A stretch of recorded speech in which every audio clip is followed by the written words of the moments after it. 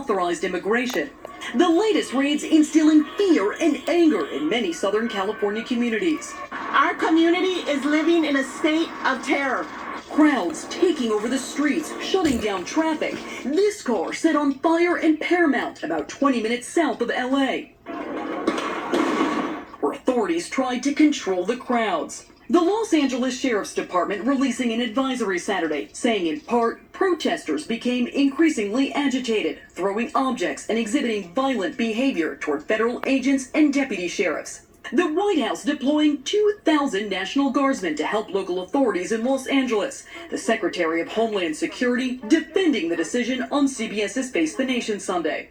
National Guard soldiers are there to provide security for operations and to make sure that we have peaceful protests. Some leaders, though, think it's a drastic response. This is really just an escalation of the president coming into California. We haven't asked for the help. We don't need the help. California has the highest unauthorized immigrant population in the country, according to data from the Pew Research Center, with roughly 1.8 million in 2022. Jen Sullivan, KCRA 3 News.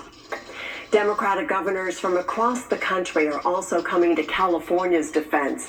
In a statement, they said in part, quote, President Trump's move to deploy California's National Guard is an alarming abuse of power, and further threatening to send the U.S. Marines into American neighborhoods undermines the mission of our service members, erodes public trust, and shows the Trump administration does not trust local law enforcement.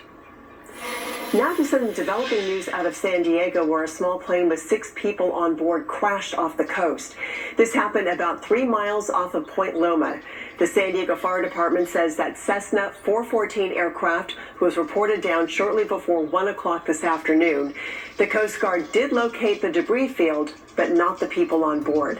The Coast Guard says a Jayhawk helicopter, a fixed-wing aircraft, a cutter, and 2 small boats are all being used to search for survivors. I just checked the latest in this story, and at this point, none of the people on board has been spotted.